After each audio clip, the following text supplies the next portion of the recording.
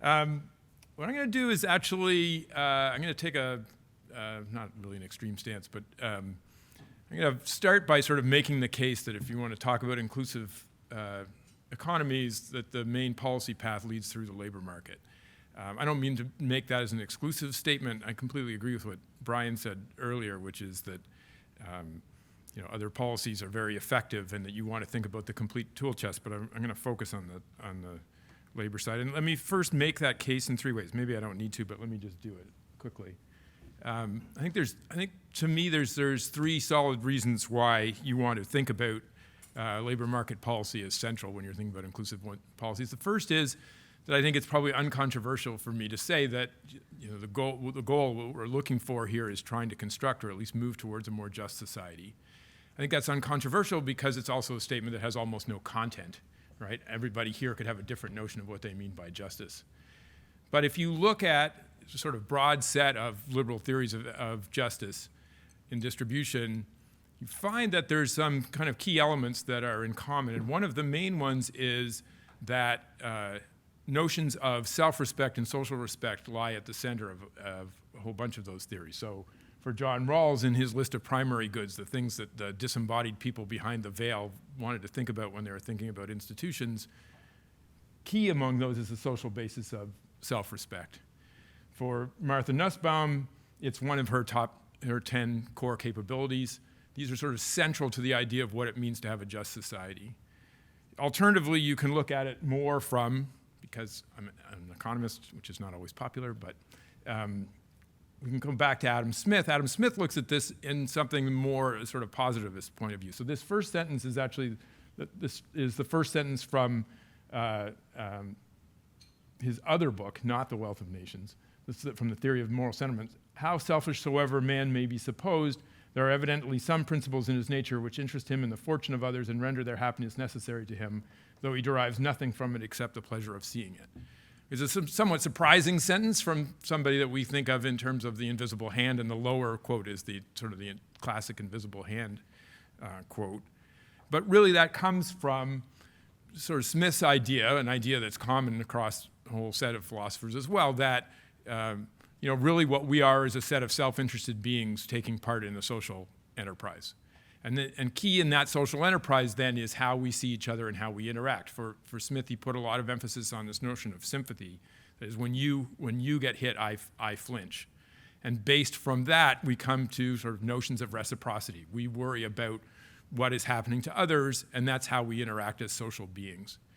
Key amongst those social interactions are the work interactions, right? We get a lot of our respect, we get a lot of our social respect and our self-respect from what we do in terms of our part of the productive process.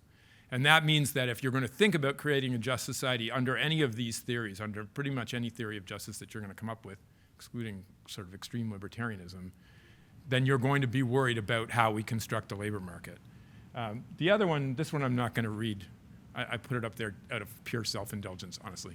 But essentially, for Rawls, social justice is an equilibrium. It's a self-reinforcing equilibrium. Not only do the institutions, not only are they just and create just distributions, they make people believe in the justness of their society. And by taking part in those institutions, it reinforces those notions of justice, and then that reinforces the support for the institutions themselves, right? And so when we're thinking about labor market institutions, we are thinking about the citizens that we essentially are creating by altering those institutions, right? And so for those reasons, it's clear that when we want to think about how to construct an inclusive society, a more just society, we have to start by thinking about the labor market.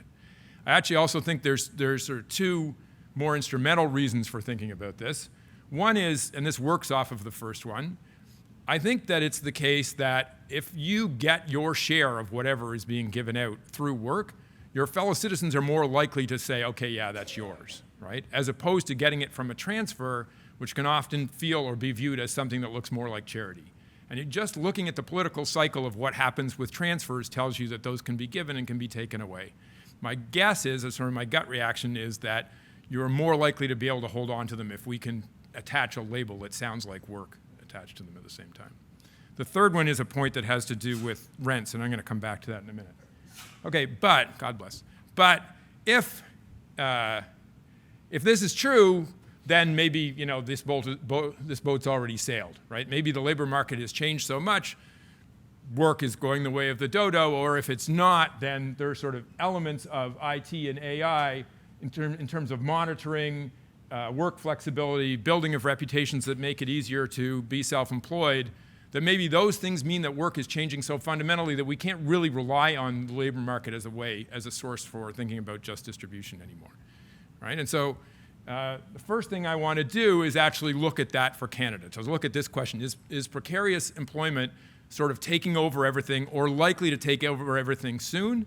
And should we therefore be either not thinking about this, and this is where part of the basic income movement comes from, a sort of notion that we're not going to have this as a real mechanism for distribution in the future, or that we need to tailor our policies really heavily towards a vastly changing labor market. In terms of sort of precariousness, so what I'm about to show you is my attempt to just go through every piece of data I can get that is sort of coming out of Statistics Canada. We know from the discussions this morning that there's a lot more to be done in terms of getting better measures. So if if when the time comes when I finish talking, you want to stand up and say, "You idiot, you've missed all of this stuff, like this is what's really going on," I'm all ears. This is not what you're about to see is not a position that I hold like a religion or something like that. This is just what I can find in the data. So this is the opposite of precarious work.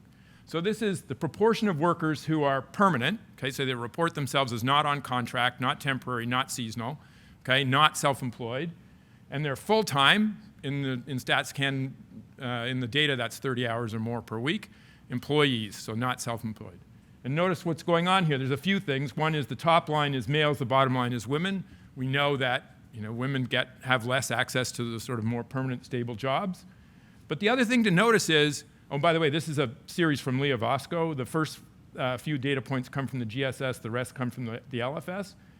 I think the key point for me here is there's a drop in this early on, right? So there's from about 1989 through to the mid-90s, there's a real drop in these kind of permanent jobs. But what happens after that is pretty stable. In fact, it's actually slightly rising.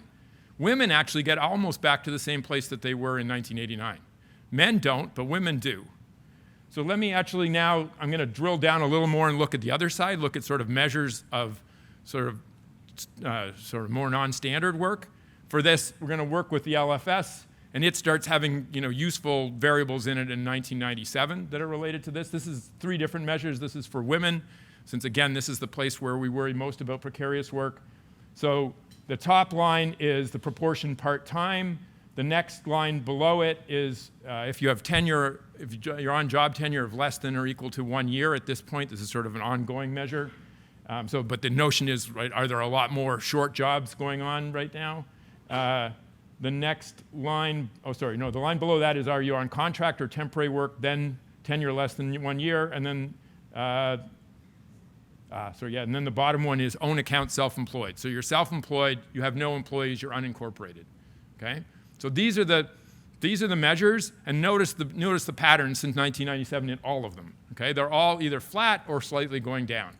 If you're going to take these series and do what we have to do when we do prediction, which is we have to look backwards in order to look forward, so you take the last few years, use it to project out, you are not projecting off of this some massive change about to walk into our room, okay?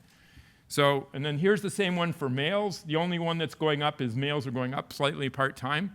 By the way, a bunch of these also converge. At the start of the period, women are much more likely, for example, to be on contract work. By the end of the period, they're almost identical to men in being in contract and temporary work. In other words, we've got trends down. It's becoming somewhat less gendered, and it's becoming less gendered for the right reason. That is, women are moving towards men in terms of the stability. What else have I got? This one is this is 1 year retention rates. This is the probability your job is still going next year, given that it's in place right now. So this is the probability it's going 12. This is from work from Pierre Brochu, sort of working on extending this series, but this series maps really closely on the proportion of jobs that are 1 year or less. So flat, again, increases earlier on, so keep that in mind, we're gonna come back to that, and then flat. This is my attempt to try to get at something else. I'm just trying any way I can to try to get my hands on data that look like something that's going on for workers being challenged. So this is the proportion of workers who have unpaid overtime. And then to sort of normalize it, I divided it by the proportion of workers who have paid overtime. So this sort of Notice again, women have much higher rates in relative terms of having unpaid hours of overtime, so that's important. But again, notice for both of them, these series since 1997 are either flat or downward sloping. What else? These are sort of other sources. So Statistics Canada has been worried about this. Alicia's ministry's been worried about it. I think you guys got that survey going or whatever. There's been a survey essentially on the sharing economy. When you go into that, what they find is 0.5 of 1% of workers, this is I think 2017, are in what they call sharing economy jobs, or not jobs, are in the sharing economy. Half of those are Airbnb, okay, that they rent a room or they rent a place out, which is, to my mind, not exactly what we're talking about. So we're really looking at like 0.2%, okay? I talked to the people who are doing the survey and they said, but really we could be really under measuring this. And I'm like, great, double it, right? So, and this actually fits not far off of numbers that Katz and Kruger got from a survey they did through the RAND Corporation in the US and other data that they quote, 0.5, 0.6% right now. Then there's sort of famous things that came up for this paper from Acemoglu and Restrepo where they talk about the jobs that have been lost to robots. But if you take a close look and you actually sort of break that down into what's going on in any given month, it's sort of within the bounds of what a normal monthly turnover is. This is not, the numbers sound big when you say them out loud, but they really, in the context of the US economy, they are not big numbers, okay? The one that I found that's really kind of going the other way is this is work from Germany where they looked at outsourcing arrangements. So janitors who used to work for the car, used to work for BMW and now are working through an outsourcing firm instead. Those have been going up. But I should tell you that's a trend that's been going up for a while. When they plot that, they have great administrative data going back to like 1980. It's been going up sort of constantly over that period. This is not, you should not think of this as flat. Along comes the gig economy and boom, away they go. Okay, so this has been ongoing. So now let me sort of come back to the point from before about, things are sort of stable recently. Look back a bit and see where the changes are, right? So this is the same figure as before, and like I pointed out before, we see real drops in this proportion who are in these kind of permanent jobs. But back in the early 90s, this is a bad job of putting things up by me. This is the self-employment rate. This is from a Statistics Canada document. This is self-employment rate, and you can see, hopefully, that it starts, the left axis, or the left end of the x-axis there is about 1976, increases constantly till about 1997, comes down a bit, and then it's flat. Okay, so has there been changes in this sort of own account self-employed? Yeah, there sure has. When did it happen? Not now. It happened in the 80s and the 90s. Okay, then this is the real entry wage by job entry cohort. So this is people who have 1 or 2 years of job tenure, and I've sort of grouped them in 2-year groupings. This is high school or less educated males. This is from a different paper of mine, and we were sort of focusing on trying to understand what was going on with this particular group. That's why it's these folks. But you can see that from 1980 to about the late 1990s, 20% drop in real terms. It's just a huge loss in wages across successive cohorts through the 80s and 90s, and then it turns around. Through the resource boom, essentially it turns around, almost gets back to where it was, but it doesn't quite get back to where it was, right? Big changes in the past, improvements recently, possibly, okay? Well, in this case, definitely. But you don't look at this and say everything's going on now. This is one counterexample. These are employment rates by education groups. In this case, it's males. This goes back to 1990 because that's when the education stuff enters the LFS for this group. And what you can see is for the top 2 education groups, it's pretty flat. So there's been some decrease right towards the start of the period again. For the bottom 2, high school graduates and high school dropouts, it comes down a fair bit in the early 90s recession, then bumps along okay, and then we drop again, and then we're lower. So this is a place where we want to be worrying about what's going on recently, and I think it comes back to what Alicia said before about people potentially being left out of whatever is going on. By the way, this is happening to some degree for women as well. Not as sharply, but it's an education, even more than a gender thing, it's an education thing. That's just the overall one. This is a replot of one of the things that Mike put up before. This is the share of income going to the top decile. I remember Mike showed you that all the bottom deciles were just sort of flat. This one moved, so I've you know, in a standard bad form, I've amplified it so I can make it look more dramatic for you. So Mike did a way better job because he put it with, you know, all the other ones and put it in correct context. But anyway, this is more dramatic. But the key point here is that the run-up, you know, we really see the run-up in the 90s. And by the way, this is after tax and transfer.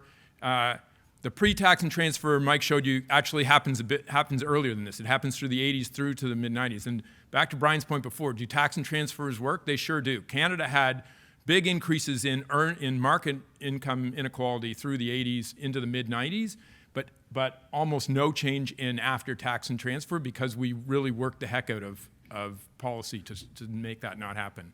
But at a certain point, we stopped.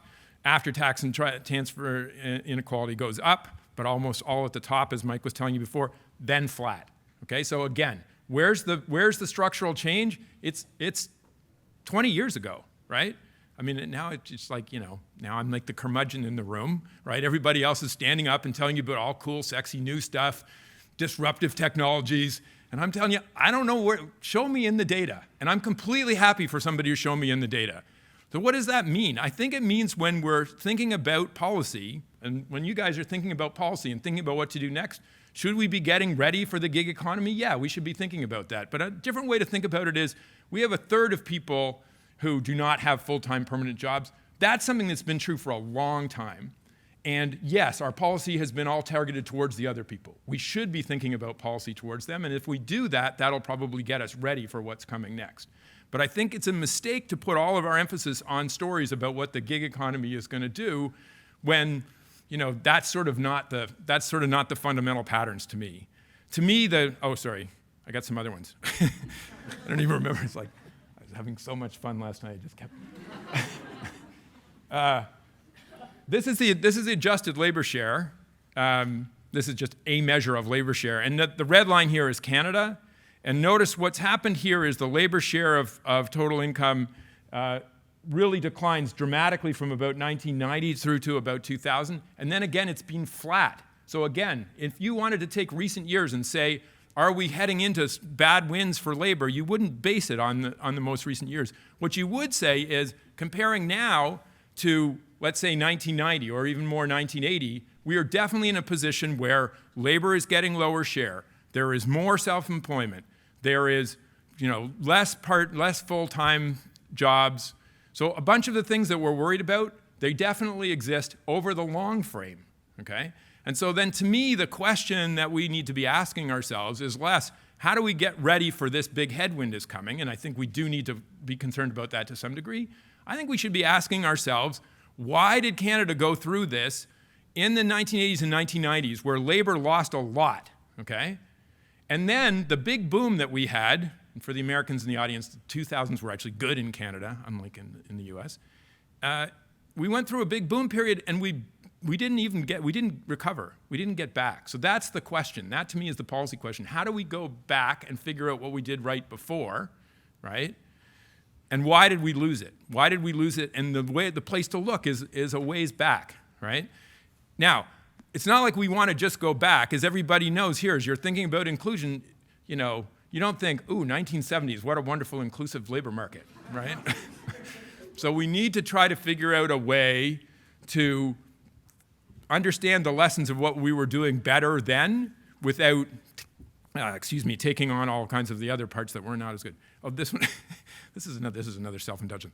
I put this one in because this morning we're talking, Canadians like to talk so proudly about, you know, Miles Korak's result that we have really high mobility rates, intergenerational high mobility rates relative to everybody else except the Scandinavians, and they don't count because they're always doing things right.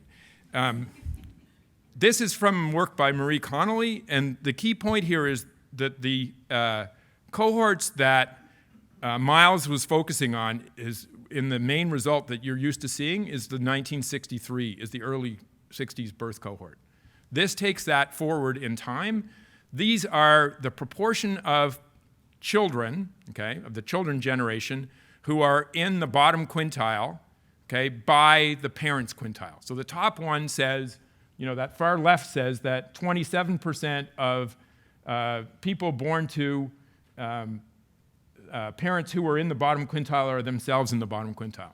The fact that that line is going up means we're heading in the wrong direction, right? So some of these things are starting to show up. They're there in a deep way. And that, to me, this is where we need to be worried about.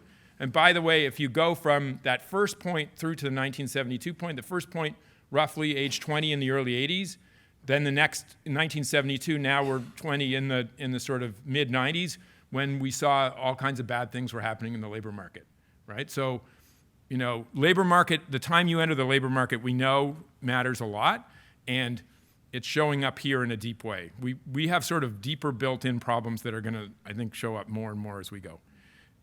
This is just saying that same thing. Let me just say, I'm just gonna do this really quickly because I was really struck by what Brian said this morning, which is like, you know, people like me get up after all of this and then at the end make some policy prescriptions. And all of you guys actually have to do it. And, you know, it sounds kind of cheap for me to say, oh, I think you should do this. So let me just actually talk briefly about a few policy options, but I'm gonna focus mostly on the last one. The first is if we're thinking about this and we want to, you know, sort of right the problems that have happened over the last few decades, one, there's different ways to think about it. One is policies on the sort of pre-labor market. So human capital is one that comes up often. Brian said this morning, and I agree completely, you know, you be careful of what you're doing. Human capital policies, we know, if you just do them in general, if you just do something like subsidized university, we know who takes those up. Actually, you know, it's not as much, and some of this, like Mark's done work on things having to do with children and what different families take up different advantage. They can tend to be inequality increasing instead of decreasing. So you have to be careful about how you do those. Tax and transfer, as I said before, I think it has strong elements and EITC type, or in our case, CWB type policies. Canada, as many people have said, has sort of underused those policies so far. I'm going to leave regulation alone for the moment. I just want to finish on this one last one, which is this idea that, you know, there may be reasons why we want to focus on the idea of sort of strengthening bargaining or strengthening workers' position at the bargaining table as our way of responding to some of this. Part of this comes back to Brian's point this morning that not just strong employment, which we've had, but strong wages are necessary if we're going to really get to a sort of more inclusive place.